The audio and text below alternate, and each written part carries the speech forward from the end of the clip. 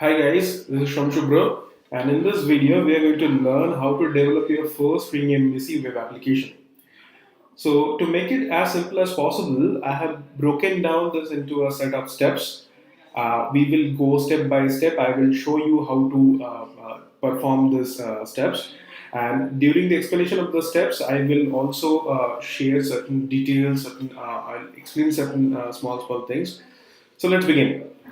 So first step is create a Maven web application in your IDE. So like we have discussed in our previous video, so the IDE can be either Eclipse or rather it can be STS. So I'm using STS, so it's all the same for Spring as well. So we are going to go to File, New, and we are going to go for a Maven project. Now in Maven project, we are going to select some archetype. So if you are not familiar with this term archetype, archetype basically is nothing but the template of the application. Through Maven, we can create multiple types of application. It can be a plugin, it can be so it might be a simple application, it might be a quick start application, it might be a web application. So each one of them has got, based on its say deployment, based on the type of file that it contains, it will be having different template structure. So here in the web app, we are going to have a separate structure, and because we are going to create a web MVC application, which would be nothing but a web app. So we are going to select the web app as the architect. So let's move on to next. So here, each of the Maven application should have one group ID and artifact ID. So here for group ID, we are providing, let's say, might be com.stackroute, and for artifact ID, we are going to give might be first app, okay, or might be first Spring app. That should be app Spring app, and maybe I'm going to use a package name that is first wave app, all in small, and then we're going to go for finish. Now wait for some time till the time it is created, the application is created. Now once the application is created, now we will go to the next step. So basically because step 1 is over in that, so now we will move on to step 2. So what is there in step 2? In step 2 we are going to define the required dependencies as well as plugins which are required for this. So here for this application majorly we are going to require this 4 dependencies, that is Spring Web MVC, then Servlet API, then JSP API and JSTL. So from where would we get these dependencies and where would we keep these dependencies? So first of all, because it's a Maven application, it should have a pom.xml file. So if you open that pom.xml file right now, you will find out that there is already one dependency given, that is of JUnit, which we are not using for the time being. So for the time being, we'll remove it. So currently my application is not having any dependency. So what we will do, we will have to write the dependencies for all of these 4 types. So how are we going to perform that? So let's begin. So we have many repositories which are public repositories from where we can get these dependencies. Out of that, one very popular one is NBN repository. So first of all, we are going to start with Spring Web MVC.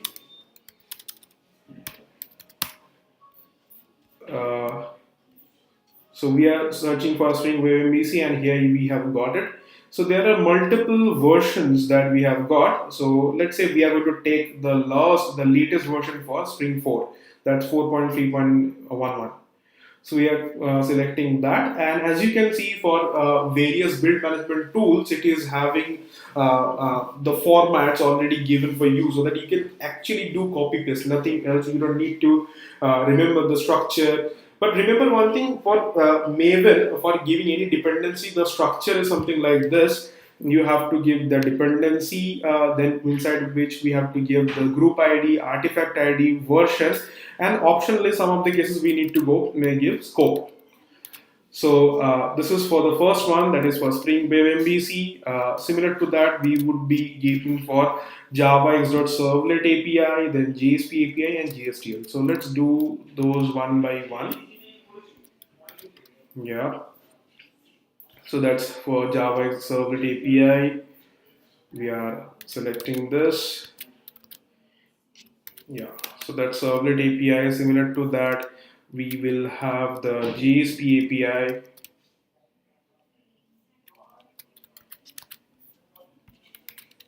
JSP API. Yeah. So we are using the latest versions. Yeah. And for the last one, that is for JSTL. Sorry, it's a double L typo error. Yeah. So javax.servlet.jstl. We are going to use the latest version, that is 1.2. So now we have got all the 4 dependencies in place. Okay. Now, this is an XML file and it is not properly formatted. Okay, as you can see, it is not properly formatted. The indenting is not there properly. So what we can do, we can select all, then we can do a Control Shift F, which is basically to format my document, and it is looking more readable. So the next step is that what we will do, we will be requiring one plugin, so which is the Maven compiler plugin. Why is it so? Because as you can see here, currently the JRE library by default is taken as Java 1.5. So how do you define, how do you instruct Maven that you are going to use the which version of Java for the compilation? Otherwise, let's say might be, for example, in your application, you're going to use some features of Java 8, and if you're using a 1.5 compiler, they won't be recognized, and it will be giving you compilation errors. So for that, we would require one plugin which we call as the Maven compiler plugin. So let's go to Maven compiler plugin. So for saving some time, I have copied it. I have already copied it here so that we can just show you instead of typing. So here, this is Maven compiler plugin. So inside, say build, we are having plugin management. Inside plugin management, we are having plugins, and inside plugins, we can have multiple plugins. But however, here we require only one. So that's where we are using this. So say first Spring app was the name. Yeah, first Spring app. So I will give first Spring app as the final name. Final name basically is for the war file that is going to get generated. And let us say might be I'm going to use 1.8 as the compiler plugin for the compiler Java version. Sorry, for the compiler Java version. So in that case, source and target both are given as 1.8, which basically means that we are going to use 1.8 for compilation, as well as the target which will be generated. That there also you will be using Java 1.8. So after that, we are just going to save it, and you'll find out after we do save of that. In Maven dependencies, these dependencies that we have provided for this application, like Spring Web MVC, then this Servlet API, JSP API, JSTL, all will be downloaded. However, as you can see here that Spring AOP, Spring Bin, Spring Context, Spring Core, then Commerce Login, Spring Expression, Spring Web, even though these we have not put in as the dependencies, but they have also got downloaded. Why is it so? Because these are the dependencies for our Spring Web MVC dependency. So if you look at the dependency hierarchy over here, you will find out that we actually had this 4 dependencies defined: Spring Web MVC, javax.servlet API, javax.servlet.jsp API, and JSTL. Now, for Spring Web MVC, we have got the following dependencies, which are AOP, Spring Bins, Spring Context, Spring Core. So that's how they got downloaded. That's what are the dependency hierarchy that we are talking about. So now that they have got downloaded, so we will move to our next step. So that means we are done with our step 2. So now we will move to our next step. Now, as we know, for if you are comfortable with J2EE, so in that case, you will find out that each of the applications will have one deployment descriptor which is there as a web.xml file. So if you go to source within web.inf folder, you should be finding out this web.xml file. So if you open web.xml file right now, it is completely empty. There is nothing. But what we will do here, we are going to define one servlet which we call as the dispatcher servlet. I guess by this time you should know that Spring framework has been developed on the basis of the front controller design pattern, which says that every single request which has been made to this to this web application for any URL pattern, that should first hit the dispatcher servlet. So we will have to define that in our dispatcher servlets, in our deployment descriptor, that is our web.xml file, so that it hits the dispatcher servlet. So what to do for that? So just like we define a servlet, so we will exactly do the same thing. So for defining a servlet, what we do? First of all, we would require one servlet tag. There is no parameter required right now. This is a complex part. I will remove them. Yeah. So what do we have in the servlet tag? In servlet tag, we have got dispatcher as the servlet name and the servlet class. So this is a class which is coming from our Spring Web dependency. Okay. And then we have to define the servlet mapping tag. Yeah, the servlet mapping tag.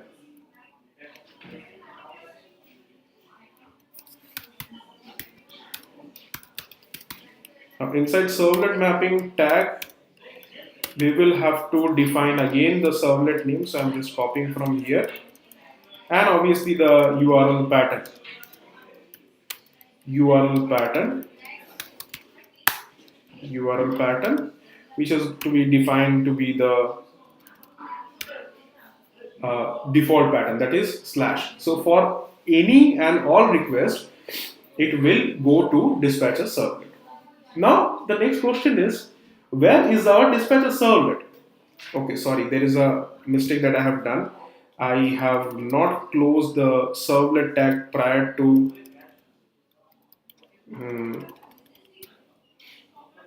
our servlet mapping tag. That's why autocomplete was not working for me. So that is done. So here also I am going to do the formatting. So now this step is done. That means we have successfully configured our web.xml file to ensure that all of our requests are forwarded to our dispatcher servlet. Now there are certain things to ask here. That is, how would I know what is the where is the dispatcher servlet? See, dispatcher servlet can be defined in various ways, basically two ways. One, we can define it as an XML file, which is a older way, and then starting from Spring 3.0, we have also got the option to define it as a Java class. So for the time being, for simplicity, in this example, we are going to define it as an XML file. Okay, so let's write that inside this folder itself, in the same folder where web.xml file is there, because otherwise I would have to define the location for this dispatcher servlet separately. If I am giving it this in the same folder, so it will not be required. So we will look for an XML file.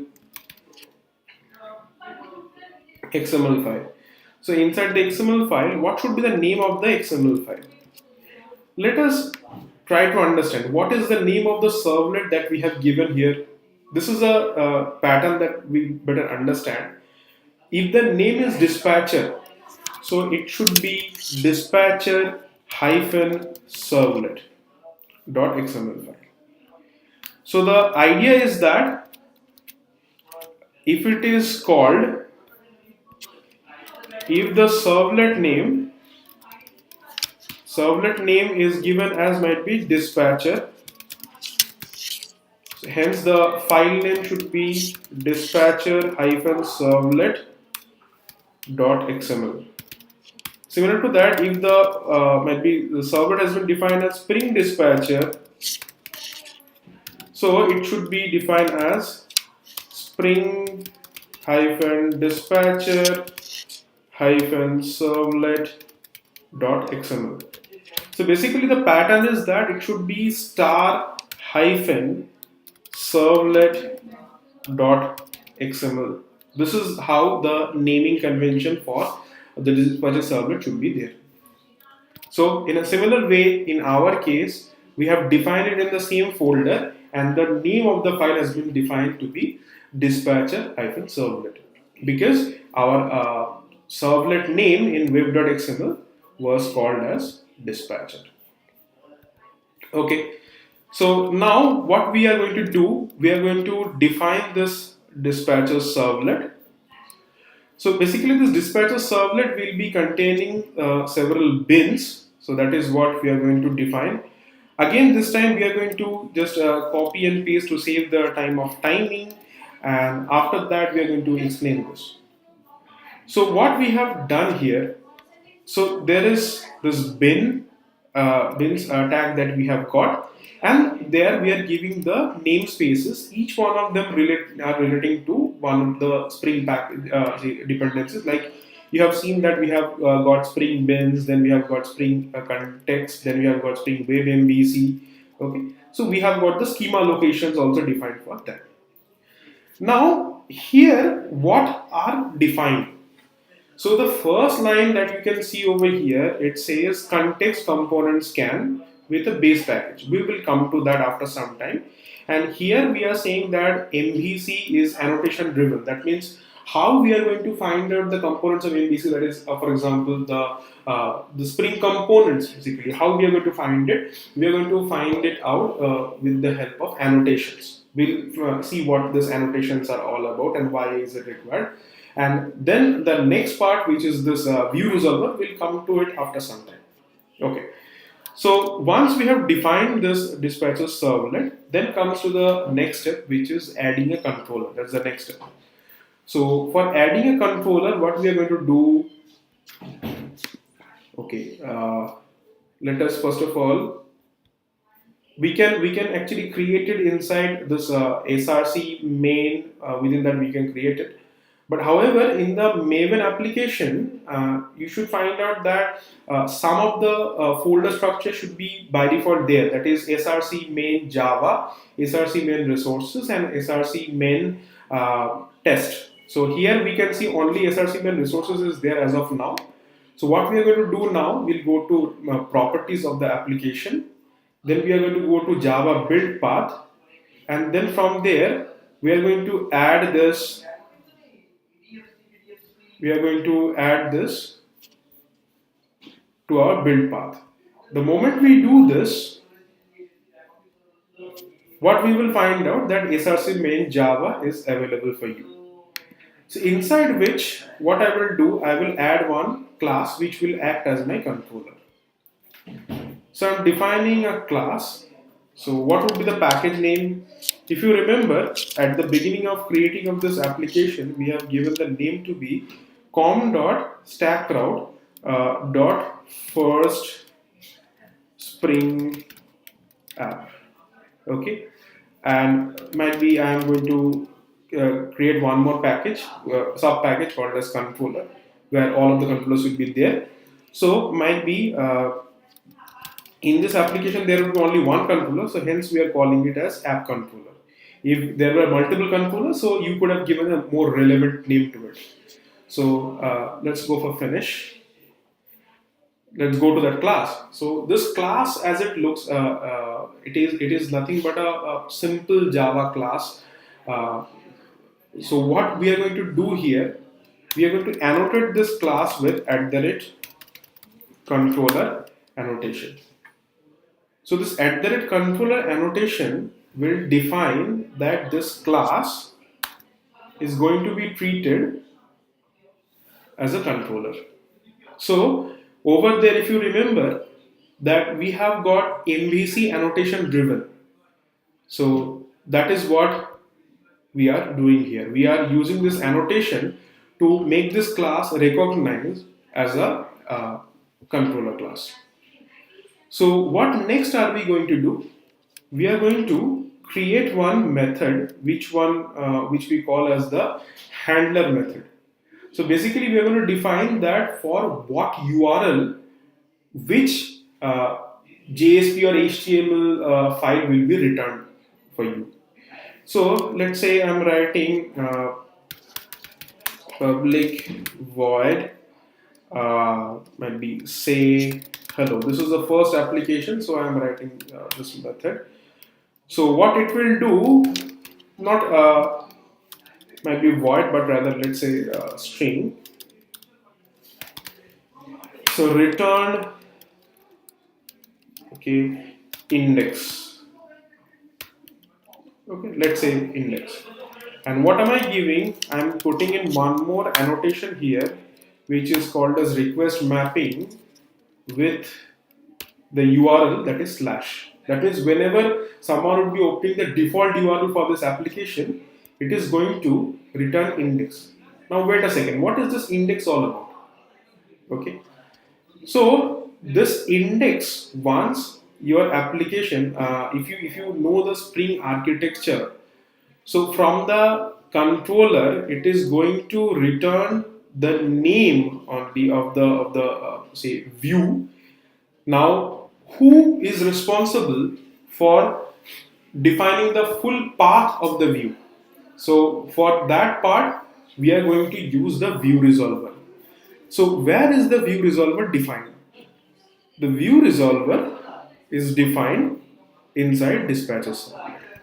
If you look at the dispatcher servlet, can you see there is one bin defined? This bin is having a class of internal resource view resolver, which is having two properties. One is prefix and suffix. So in prefix, what do we have? Slash web slash views, and in suffix we have got JSP. So what does it mean exactly? Let's understand. What have we got here? The name was the string value which was returned by my request mapping was index. Now, if the prefix is added to it, whatever the value of prefix was there, if that is added to it, it becomes slash web slash views slash index. This is the prefix. Okay, and what was the suffix? .jsp. So now once you add the prefix and suffix to it, then it looks like a path of a file. So basically what we need to do, we will have to keep this JSP file called as index.jsp inside this path, which is web slash views.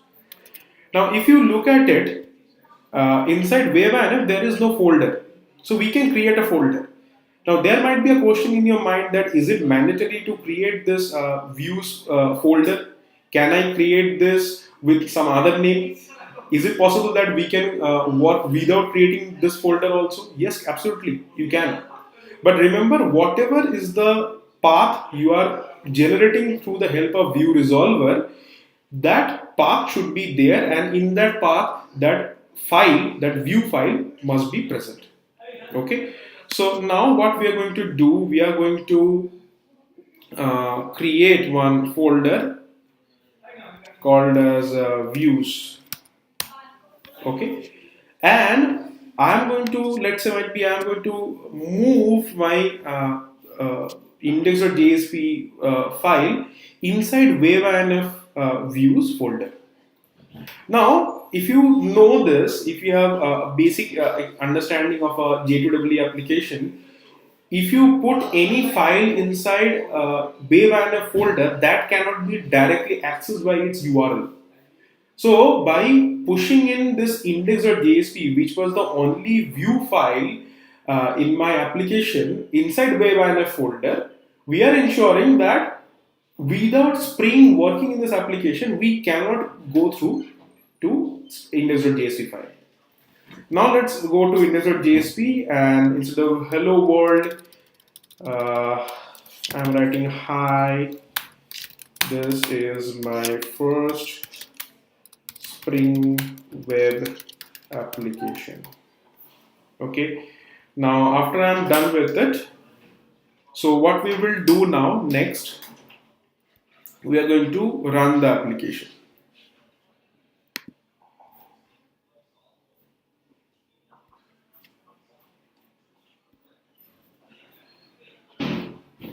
So in the previous video, we have defined how we can attach Tomcat server. Okay. So what we can see is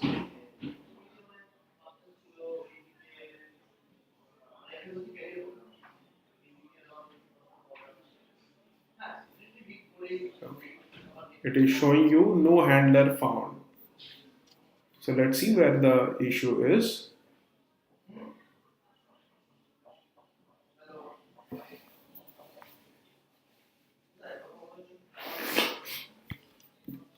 If you look at it, it is recognizing this web-inf within the dispatcher servlet.xml file. Okay. Now, no handler found means it is unable to recognize my first app. So there is the problem. If you look at it, it is looking for that file in a wrong package structure. So the package inside which my controllers are there, that is first Spring app, and here it is defined as first app. So we will give this as first Spring app, save it, and run it again.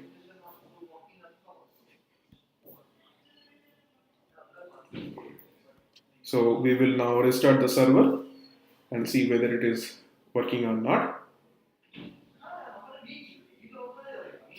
And as you can see, in this location, our web server is running in the local machine. That's why localhost, and it is occupying the port number 8080. That's a by default port once you define any this Tomcat server in any of the machine. I have not changed the port number. Hence, it's running in 8080, and this is the context path of the application, which is first Spring app, and within that, this is only slash. So slash basically means the root path. Now, if you go back to your controller, we have got this handler mapping, which was connected with this request mapping of slash. So that's why whenever someone would be calling this root path, it is actually returning this index. This index is in turn being resolved by the view resolver, and it is routing you to that index.jsp file, and it is returning you back that whatever the content of that file is. So at this point of time, just to show you more, I am creating one more JSP file.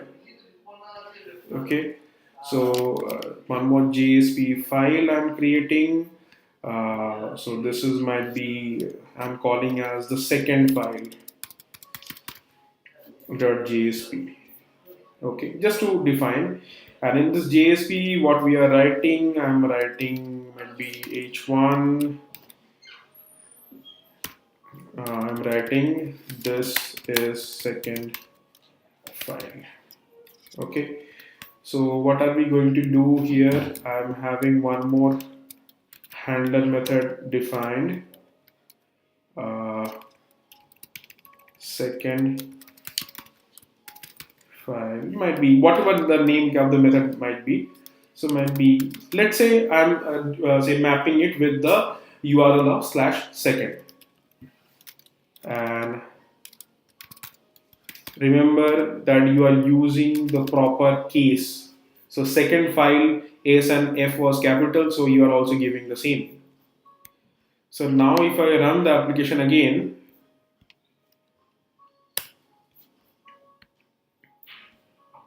yeah.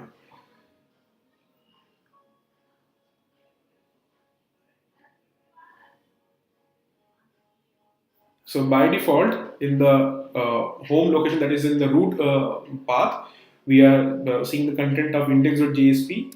And this time if I give second, it is going to give me the content from the second file. Okay, so this was the video. This was the entire explanation on how you can create your first Spring MVC web application with an XML configuration. I hope you have understood and enjoyed this video.